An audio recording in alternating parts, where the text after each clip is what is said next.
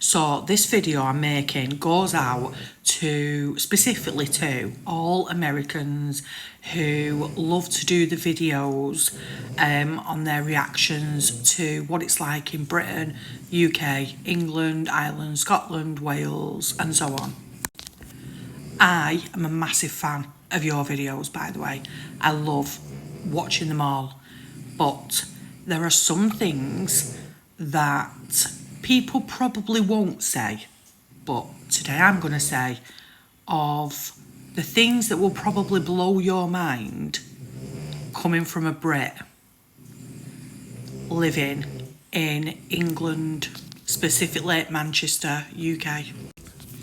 Number one, not everybody who lives in the United Kingdom has been to London. For example, I have been once in my life when I was about 12, 13 years old. Number two, not everybody follows the monarchy. They just don't. Some are huge on it, some are meh, and some just don't. I'm not going to go into the reasons why. Everyone has the reasons, but not everybody follows them. You're all aware that everywhere in the UK has a different accent, but did you know that we also have different dialects within each town as well? So I live in a little place called Hyde, which is Greater Manchester. So I'm about 10 mile away, maybe a little bit less, from Manchester city centre. And in my area alone, there could be like 2-3 different accents, dialects should I say, of how people talk in my area. Now most people say that I am quite broad for a Manc. There is people that live on my road that are more Manc than I am. And that's because my upbringing, my uncles and aunties, a lot of them are from the Yorkshire way, and they all speak quite broad, and I were raised on that. So I am kind of Manc, but with a bit of a broader Yorkshire kind of accent. So even though Manchester United and Manchester City are both in the same city of Manchester, pretty much every United fan does not get along with the Manchester City fans and vice versa. Nor do Manchester fans get on with Liverpool fans. And it's all to do with the football. I personally like Scousers, but a lot of Scousers have been raised to not like Mancs, and Mancs don't like Scousers. It's just the way it is.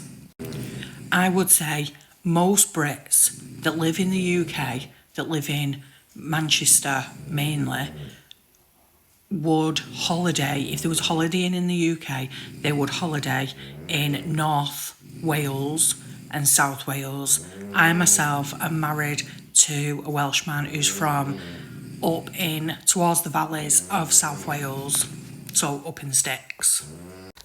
Just to make it really simple and straightforward, the schooling system is just so crazy in America compared to the whole of the UK. So for instance, it's just something obviously we would struggle to get our head around, and our children start school, they can start pre-nursery at like 2-year-old, but usually they go to the mainstream nurseries at around 4-year-old. So the way that it goes in order is nursery, reception, year 1, year 2, year 3, year 4, year 5, year 6. That's when they leave junior schools, and then they go on and do 5 years at high school, and so that's year 7 to year 11. Then they finish the GCSE exams, they leave, and they either get an apprenticeship where they work and get paid plus get a qualification, or they go on to do A-levels at college and then go on to university if they want to do a degree. Us Brits know that America is huge, but I don't think we actually realise how big it actually is. So, for instance, the other day I heard a YouTuber say when you drive for 3 hours in the UK, you will go from one country to another, whereas when you drive for a few hours in America, you can still be in the same state. That is just absolutely mind-boggling to us, and just shows us in our mind kind of the size that each state is, or the kind of size the states are in America. But we don't really realise it. We just know it's big. We just don't realise how big it actually is.